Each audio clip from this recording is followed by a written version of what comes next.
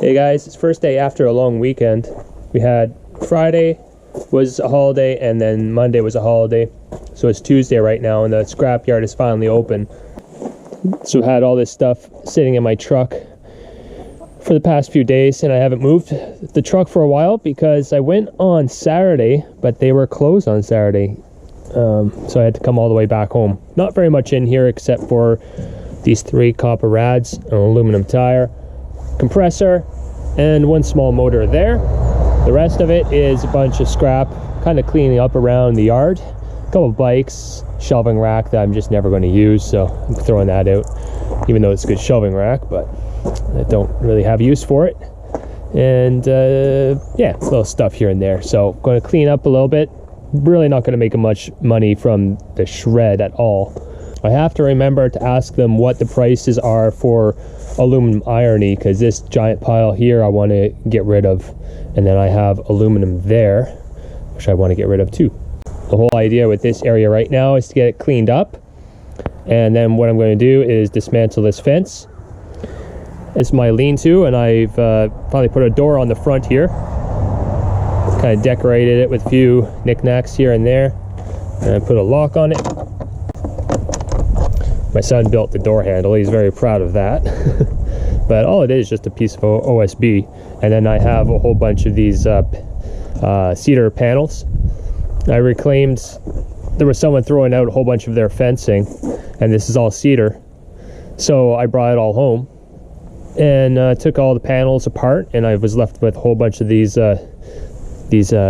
fence boards that are cedar, and they have a nice barn board look to them because they've been weathered outside for quite a while. So yeah, that was a nice find. I also finished this shed. So what I did is just put it underneath here with a vent, 1 vent there. I finished up around the windows a little bit. So I still have the sides to do though. I worked really hard on the eBay store this weekend. It was kind of crummy weather, so I mostly just stayed inside. So I made a whole bunch of drafts, eBay listings, and most of it is from these appliances. So these were some washers, dryers, stove, dishwashers. So I took apart all these things and salvaged a whole bunch of parts from it. And so I have roughly about 45 drafts right now ready to, all I have to do is take pictures of all the items, and then I can make the listings live. This one here too, this was a gas one, and lots of good, I really like gas range. Lots of nice parts come from these things.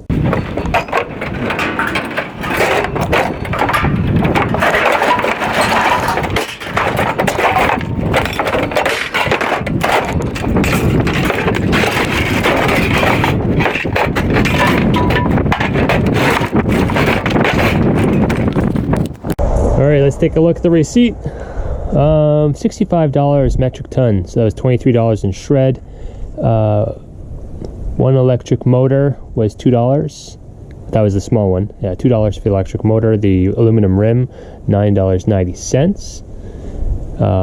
Electric copper content, that was the big compressor, $6.10. And the aluminum copper rods, $28.05. So grand total 69 bucks.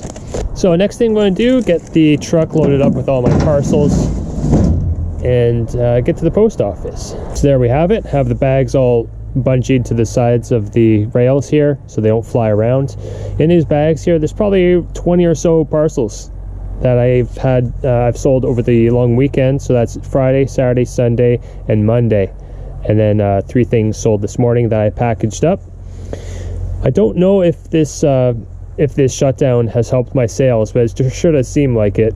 It sure seems like there has been a spike in my sales because everyone is at home, and so they don't really want to, they can't leave their house, so they do shopping online. So it's I don't think I would have sold this much if this shutdown wasn't happening. Anyways, let's get on with it. I'm going to go to the post office with this stuff and come back home and see what else I can get cleaned up around here. The next thing I have on my to-do list is this tree limb that's all the way up there. It's been a big pain in the butt for the last few weeks. The kids' tire swing here, not tire swing, just swing, is here, and they've we've had to tell him not to swing on it because this problem branch up here, I'll show you in a second. Ooh, say 25 or 30 feet off the ground. And this branch here, I don't know if you can see it right there, but it's split. So it's been splitting right there, and it's been getting bigger and bigger. I tied a rope onto it. I tried to pull it down, like pull it apart, but I couldn't. So I decided to try and cut the whole thing down, and I just can't seem to get a wedge going here on this here. So I did get a lot undercut done. The problem is my saw, it's way too heavy. I can't go under like that. I've decided to just cut it like that and just let it fall. I have a bunch of ropes here kind of set up, you know, so I can kind of grab onto, and I just sit my butt on that limb there while I cut. And if it falls and maybe hits the bottom of my ladder, at least I'll be able to sit on this limb and wait for a rescue. The other thing is that there's this hole here, and oh yeah, oh shit, he's hissing at me. Yeah, look at, do you see him? There's a raccoon in there still. I don't know if you could see him, but I heard him hiss. Oh man, what am I gonna do? Solve the raccoon issue, just boarded up his hole so he can't get out.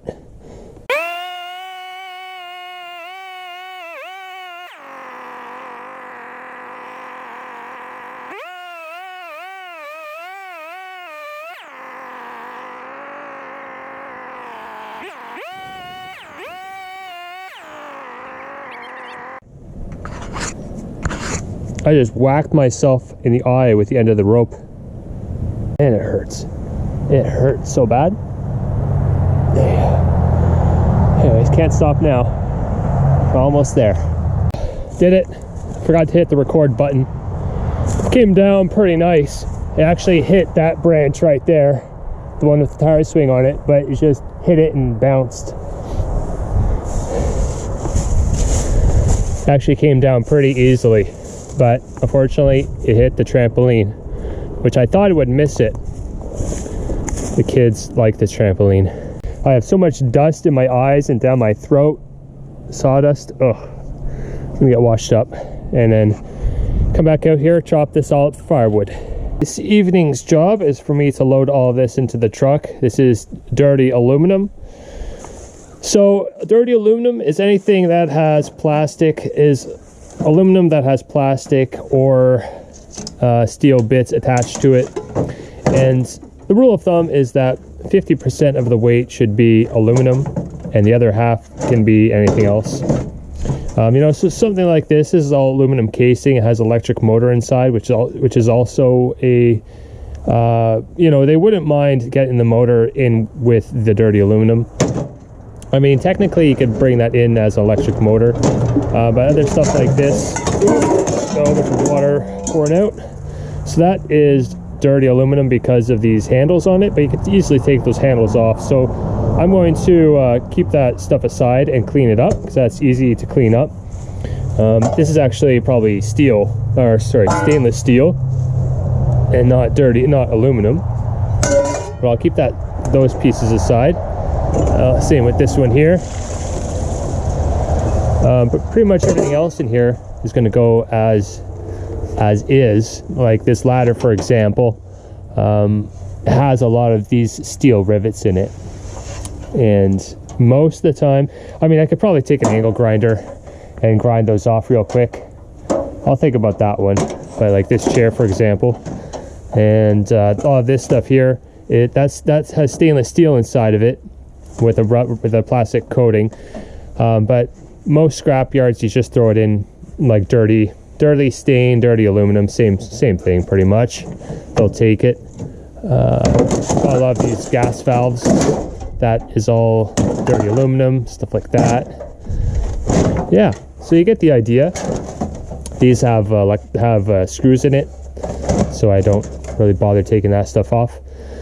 So as I sort it into the truck, I'll also be sorting this out a little bit more, see if there's some stuff I can clean up easily. but most of it, you know, barbecue grill, I don't really want to have to clean that up. There's not much aluminum on it, so I'll just throw that in with the truck. Really funny weather today, man. It was snowing earlier, then nice blue skies. Now it's snowing again. Got the truck halfway filled. Some pretty typical stuff that you may find that would you know, classify as dirty aluminum. So this is a sewing machine. Don't get it confused with the cast iron ones, but if it's really light, and see, that's pretty light, then that's going to be all cast aluminum. Lots of metal attachments to it. And so I stripped this, I took some parts off of it, and then just left with the shell, so that's going in as dirty aluminum. Got stuff like that with all the housing is aluminum. See, this stuff has screws in it. You could cut that off if you want, but there's just such little material there that I don't bother. This is a pretty classic thing that you'll find. Iron. This whole base is cast aluminum, so that's dirty. Stuff like that, you know, big chunky aluminum. You'll often find car parts too that are like that. Same thing there. Hard drives. So hard drives, this one does have a circuit board on the back. I don't bother taking these apart, so I'm just going to throw it in with dirty aluminum. This one has lots of screws in it. I don't want to take the time to take those out, so in it goes. Shovels. This one, I just cut the handle off of it. This thing here, so you want to make sure that there is a lot of aluminum there. So this is all aluminum, but the casing is metal. This is for a furnace. These shower rod curtains have a spring inside of it that's all metal, and the ends are plastic. And down here is some typical things that you'll find on the side of the road. Bicycle wheel, that's all aluminum there, and these spokes are aluminum. You'll find a lot of these sandwich makers and George Foreman's, they have a lot of aluminum inside. Coffee pot, cart, golf cart caddy. These scooters are everywhere. That's like one of the main things that you'll find you'll bring into the scrapyard for dirty aluminum. This is a pool liner holder. Has lots of these screws in it. This is a lawnmower. It has aluminum deck on it, and the aluminum engine. So engine blocks too, well, you can throw in with dirty aluminum, and this one has the deck attached to it, so that's a lot of weight there. This one here, this is steel, so this handle here is metal, and then aluminum pan. It's a lot of work to take that off, so I don't bother. I don't really put too much effort into cleaning aluminum. Anyways, gotta empty that, and I have that to put in the back of the truck, and I'm almost done. There we go. I finished this up last night. Full. Man, I don't know how much I'm going to get for this. Hoping it's going to be over $100. We'll see though. Well, as usual, I always forget my gloves when I come here.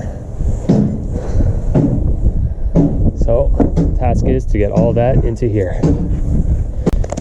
Here's the ticket. Got $92 for all of that. It was 920 pounds. And talked them up to 10 cents a pound. They were originally going to give me 7. And I said 10. They said, sure.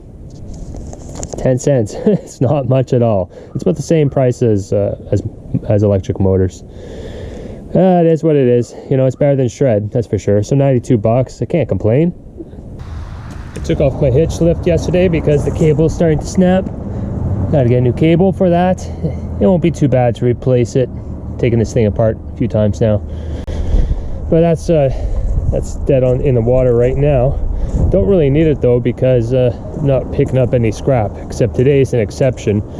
First time I picked up scrap from my shop, I would say in about 2 weeks at least. I mean, last week and the week before, I can't remember the last time I picked up scrap from them.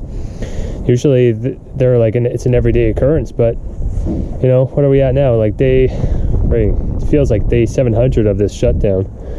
So not much to pick up at the scrapyard. I mean, at the shop. I don't think there's any copper down in there. And yeah, it's a couple bucks of shred. This I did get this dishwasher though, which is really nice. I saw this on the way over to the shop. Oh, the racks are gone. I didn't realize that. Oh, that's too bad. Oh, I was kind of hoping for the racks. Oh well. They said this thing is about 4 years old. I was loading up into the truck and the lady came out and said thank you for picking it up. She said the motor seized up. This thing is broken too. Oh, okay, well I'll still be able to get some parts off of this, because the last Samsung dishwasher that I got, it was very popular. All the parts that I was taking off of it, it was very popular. The parts sold very fast. That kind of made it worth it going out and picking up, you know, $5 worth of shreddable steel. Just on the way to the post office. I have about 10 parcels, 10 items that I have to ship out. So that's going to the post office, and they are very, very busy. My post office lady was saying that it's busier than Christmas. And I'm looking at my sales. My sales are this time last year. So the last 30 days, we did a comparison from last year, and it's gone up by about 30%, the sales compared to last year. It's just in the last 30 days. So a lot of people are buying online, which is great for me. So far, so good. I mean, I just don't want that post office to close. My post office lady is, she's just working by herself because there's no one else. There's no other staff. That's their big problem right now, is that staff is hard to come by these days. Got a good deal on this air compressor. It was a Facebook ad that someone was cleaning out their garage. And he said, message me for pricing on his ad. And I was going to give him an offer. I was thinking like 200. There was this and this hose reel, which I've always wanted one of these for a while now. So I was going to say 200 for that and for this, and I felt bad like that. I felt like that was a low ball offer. So I left it up to him, and I said, so how much for those two things? And he comes back and he says $50 each. $50 for the air compressor and $50 for that. And I said, yeah, I'll be there in a second. So I was there in like 30 minutes at his house. Gave him $100. This air compressor here, 60 CFM, 60 cubic feet per minute of air. You can run medium duty air tools off of that for automotive air tools. Really nice unit there. Was it 30 gallon, I believe? 20, yeah, 30. Oh no, it's a 20 gallon, 3 horsepower.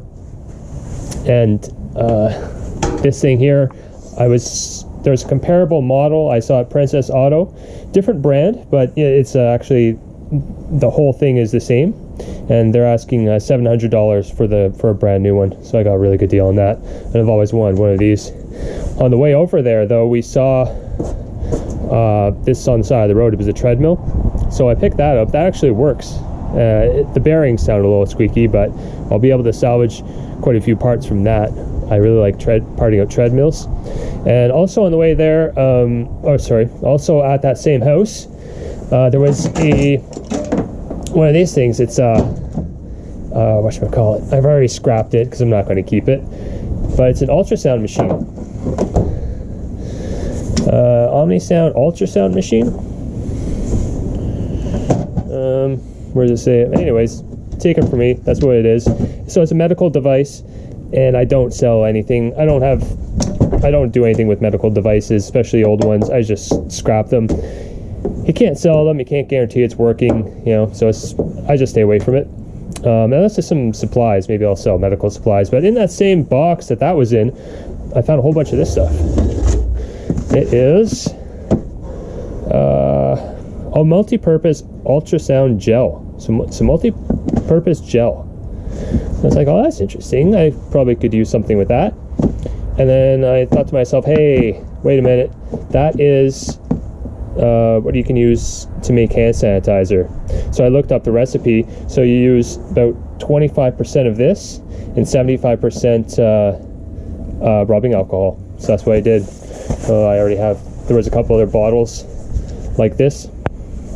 There was a couple other bottles in that same thing, so I made some hand sanitizer. It's really good stuff. So it's just rubbing alcohol and the gel. try find this at a Shoppers Drug Mart or anything, or at a pharmacy, you're not going to be able to find it. Because same with rubbing alcohol. I've been having a hard time finding just regular rubbing alcohol. I'm all out now. I used the last bit in this little bottle. Yeah, that is some nice little finds from the last little while. Got some other good news here. I have a broody hen here, and she's not giving birth. She's hatched a few eggs. Got 6 in there. That's 6 of them. She was sitting on, I think, over a dozen eggs. And what happened was she gave her 6 of them hatched, and the other ones we just brought into our little incubator inside. So we'll see if they will hatch. But I'm going to get them some food here. Some food.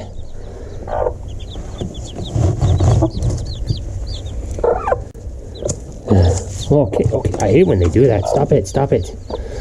Just eat it from there. There you go. Oh, stop doing that. Oh, they're so cute.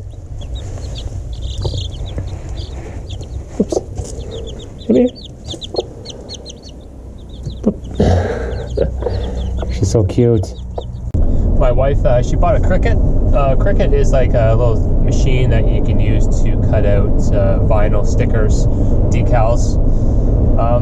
So what we've been doing recently is listing decals on my eBay store. So all sorts of different designs, shapes. I think I have over 100, probably like 150 different decals.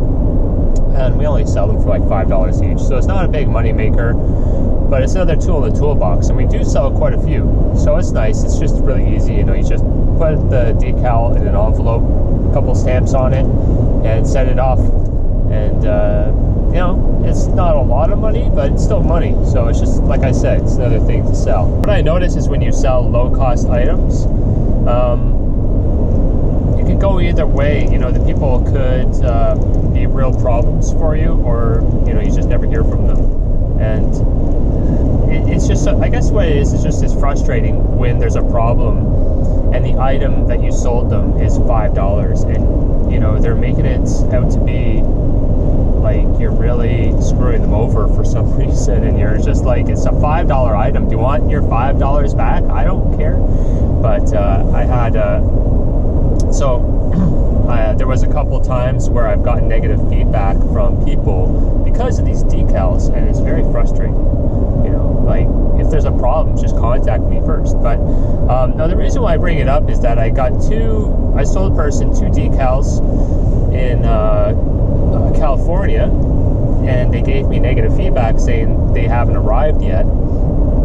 And this was just a couple nights ago. And I'm like, well, first of all, you had the Easter weekend, and then you have this whole shutdown thing, so everything is going much slower. Yeah, and then you have the international border that has to go across too. So it's going to take more than a couple weeks for it to get there. But they gave me negative feedback saying it hasn't arrived, and they never contacted me or anything. But anyways, I woke up this morning and the feedback is gone. It's gone off of my profile. And what it is, I'm pretty sure that eBay removed it without me even asking, because with the you know, part of their seller protection right now during the shutdown is that they're going to protect their buyers against shipping delivery time standards. So if you get I don't know, I didn't think they would actually just go ahead and remove it without me asking. But yeah, so they did. So it still shows up that the customer gave me negative feedback on the order confirmation page, but it doesn't show up in my profile. So that was really refreshing. That was really nice. So I have to admit, I think eBay is doing a pretty good job for its sellers right now. In general, I find they have been really good at removing unfair feedback. Like, I had some other negative feedback a couple other times, and I contacted them, and they said, yeah, we'll remove it. One guy said the item took 17 days to arrive at his house, and we looked at the tracking, it actually took only 3 days. So it was a totally exaggerated negative feedback, and they said, yeah, we'll remove that. That's pretty ridiculous. eBay customer service is gone. The call center is gone, so the only other way to contact them is through Twitter, Ask eBay. And so I've done that a few times, and I like it. It's pretty good service. So if you ever have a problem, go to that, because I mean, I haven't tried calling the customer service in a while, but I'm sure it's still down as of right now. Hi, Ocelot. Last night we took apart the fence, Spencer and I. This fence right over here. Let's check this place out. It's all cleared out. I took all the pallets down, everything. Fence is down. So plan here is to take down all these trees next, and that's going to happen next week when the hydro line here gets taken down. They're going to come disconnect it for me, free service too, so once a year you can do this for free. Anyway, he's going to take down a whole bunch of trees, get this place cleared out, get some fill in here, and I can have like a nice place to store stuff, turn my truck around, stuff like that. Anyways, so last night clearing out more stuff in the yard, so I have a truckload of scrap to bring in, along with that dishwasher, and the other day I picked up this dryer as well. And what else do I have? A whole bunch of these fire extinguishers. Ocelot, you're such a bratty cat. A whole bunch of these fire extinguishers that I picked up at an auction. I don't know why I bought them really, because I thought I was going to bring them to the flea market and sell them, but they were all empty. So I just bought a whole bunch of empty fire extinguishers at auction. A couple of them were full, like there's this big one here that was actually full. So the kids practiced how to use a fire extinguisher. They had a great time. They made a fire and everything, and they put it out with the fire extinguisher. Good skill to have, I think. So after we go to the scrapyard, I actually have a Lowe's pickup to do. So we're going to try out their new system that they have going on. You just basically park the truck and either call their number, or hopefully there's someone that will just meet us there. I don't know how they're doing it right now. So I think you show up, you call the number, and you give them your order number that you made online, and then they should bring it out to you. But here it's a big pain, because you're there with, you know, a whole bunch of other cars trying to get through to the same number. I hear it's a bit of a pain. All right, just rolling into Lowe's, but I have no idea where to go, where to park, or anything. Well, we're gonna have to figure this out on the fly. Customer service and curbside pickup until 6 p.m. each day. You can still order from our website 24 hours, 7 days a week. Thanks for calling up. I'll help you. Hi there, I'm just here to pick up my order. Let me transfer you 1 second. Sorry, what was that? She's going to transfer you. Oh.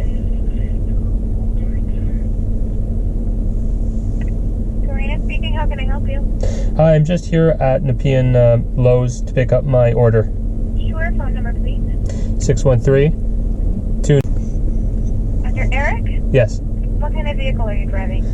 It's a gray charcoal colored truck, Silverado. And license plate please. Okay, I'll have to get that. Hang on a sec. Right, well, I just hung up the phone with them, and it's 2:55. Let's see how long it takes for them to bring the thing out. But so far so good. No delay getting through to them and talking to somebody. 3:22, still waiting. I have a feeling it's going to be a while. I'll show you that receipt. It's 28 bucks. That's it. 960 pounds, $28.30, $65 metric ton. And that's with my bonus. So the prices at the door are very, very low.